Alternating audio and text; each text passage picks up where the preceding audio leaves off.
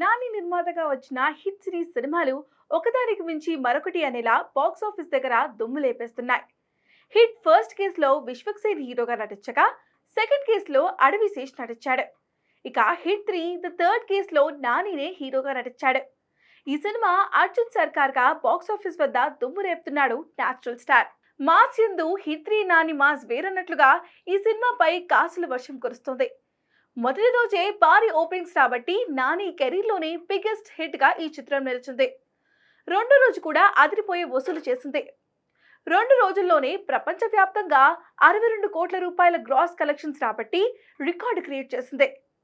First day 43 కోట్లు, second day 19 కోట్లు రాబట్టినట్లు makers ప్రకటించారు. ప్రస్తుతం వీకెండ్ సెలవులు ఉన్నాయి కాబట్టి ఆదివారం పూర్తయ్యేసరికి ఈ సినిమా ఈజీగా 100 కోట్లు సాధించే ఛాన్స్ ఉంది. ఎందుకంటే ఈ సినిమా బుకింగ్స్ అలా ఉన్నాయి మరి. అటు ఓవర్సీస్ లో కూడా $1.5 మిలియన్ దాటింది. 2 రోజుల్లోనే ఈ మార్కెట్ టచ్ చేసిన హిట్ 3 ఈ వారాంతంలో 2 మిలియన్ మార్క్ ని క్రాస్ చేసేలా ఉంది. మొత్తంగా ఈ వీకెండ్ వరకు అన్ని చోట్ల బ్రేక్ ఈవెన్ అయ్యి లాభాల బాట పట్టేలా ఉంది హిట్ 3. ఇక ఈ సినిమా శైలేష్ కోల్నా దర్శకత్వంలో తెరకెక్కగా శ్రీనిధి శెట్టి హీరోయిన్ గా నటించింది.